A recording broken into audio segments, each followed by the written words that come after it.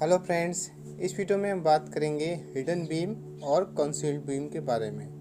तो जैसे कि पिछले वीडियो में हमने पढ़ा कि लटक बीम क्या होता है और उसका डिसएडवांटेज क्या है।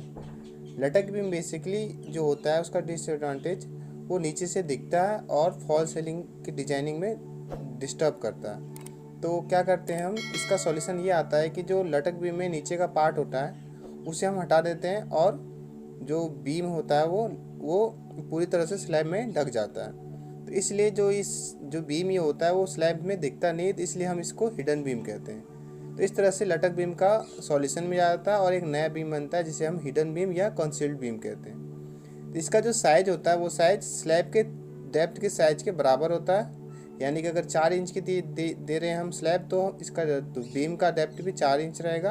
अगर 6 इंच दे रहे हैं तो 6 इंच रहेगा। तो इस तरह से इसकी डेप्थ होती है।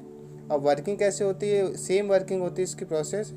इसमें जो लोड आता है स्लैब में और स्लैब का खुद का लोड, दोनों लोड को ये कॉलम में ट्रांसफ़र करता है और फिर कॉलम से फाउंडेशन में ट्रांसफ़र होता है और फाउंडेशन से सॉइल में ट्रांसफ़र हो जाता है। अब रेनफोर्समेंट की बात करें तो इसमें जो रेनफोर्समेंट दिया जाता है वो उसका जो डाया होता है, मेन बार्स का डाया जो नॉर्मल स्लैब में दिया जा रहा है बार्स उससे ज़्यादा होता है। लेकिन इसमें हमें ध्यान देने की वाली बात ये होती है कि कभी भी जो इस बीम में रेनफोर्समेंट दिया जा रहा है वो ओवर रेनफोर्समेंट ना हो, क्योंकि हम कभी भी आरसीसी में ओवर रेनफोर्समेंट को एक्सेप्ट नहीं करते हैं। तो इसके लिए क्या करते हैं कि जो बीम में क्रॉस सेक्शन में जो हम रेनफोर्समेंट दे रहे हैं उसको मैक्सिमम जो परसेंटेज दिया जाता है वो 4% दिया जाता है। तो यानी कि हम हमेशा 4% से कम 2% देते हैं। अब कंपेयर करें अगर लटक बीम और हिडन बीम को, तो इसमें से जो लटक बीम होता है उसका डेप्थ ज़्यादा होती है, तो इसलिए उसका स्ट्रेंथ ज़्यादा होती है।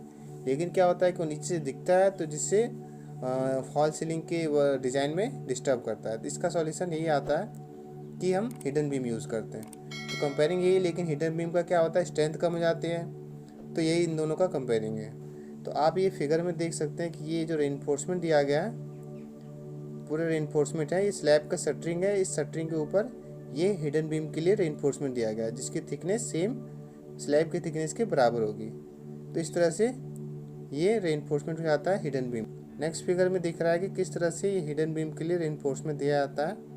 ये जो मेन बार्स हैं और उसके ऊपर ये टाइज बार्स स्ट्रिप्स लगे हुए हैं और इसकी जो पूरी रेनफोर्समेंट होती है वो स्लैब के रेनफोर्समेंट के बीच में दिया गया है।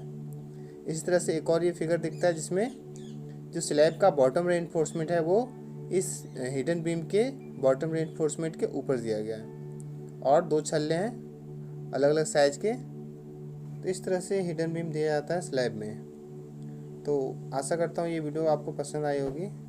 ऐसी सिविल इंजीनियरिंग से रिलेटेड और भी वीडियो देखने के लिए चैनल को सब्सक्राइब कीजिए। मिलते हैं नेक्स्ट वीडियो में। Thanks for watching.